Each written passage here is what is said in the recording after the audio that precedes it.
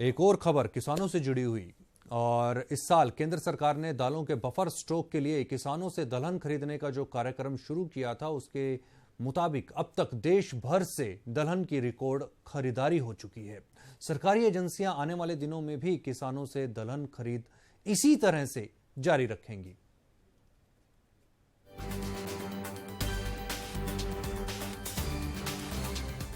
दालों के buffer stock के लिए केंद्र सरकार ने इस साल जितनी खरीद का लक्ष्य निर्धारित किया हुआ था, उसके मुकाबले सरकारी एजेंसियों ने खरीफ दलहन की 25% ज्यादा खरीद कर ली है और 15 अप्रैल तक सरकारी एजेंसियां किसानों से खरीफ दलहन की खरीद करती रहेंगी। मार्केट टाइम्स को ये जानकारी फूड कॉर्पोरेशन ऑफ इंडिया यानी FCI के सूत्रों से मिली है। FCI सूत्रों के मुताबिक 28 मार्च तक तीनों सरकारी एजेंसियों यानी FCI, नेफेड और SFAC ने देश भर में किसानों से कुल मिलाकर 11.90 लाख टन दलहन की खरीद कर ली है, जबकि पूरे सीजन के लिए इन एजेंसियों को 9.50 लाख टन दलहन खरीद करने का लक्ष्य दिया गया था।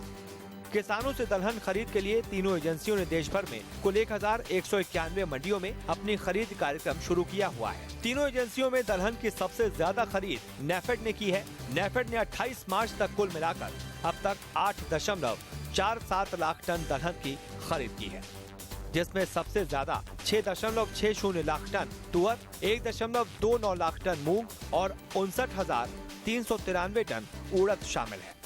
नेफेड के बाद दूसरे नंबर पर ज्यादा खरीद FCI ने की है। FCI ने 28 मार्च तक देश भर से 2.38 लाख टन दलहन खरीदा है, जिसमें 1.55 लाख टन तुअर, 64,613 टन मूंग और 18,234 टन उड़द दाल है। तीनों एजेंसियों में सबसे कम खरीद SFAC की रही है, जिसने 27 मार्च तक कुल 1.05 लाख टन दलहन की खरीद की है। इसमें 66,858 टन तुअर दाल, 26,224 टन मूंग और 11,042 टन उड़द शामिल है।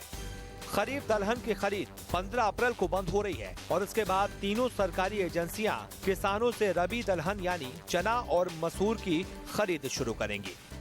उत्तर प्रदेश दोनों ही दलहन का बड़ा उत्पादक राज्य है और ऐसी उम्मीद जताई जा रही है कि राज्य की मंडियों में भी तीनों सरकारी एजेंसियां किसानों से चना और मसूर की खरीदारी करेंगी।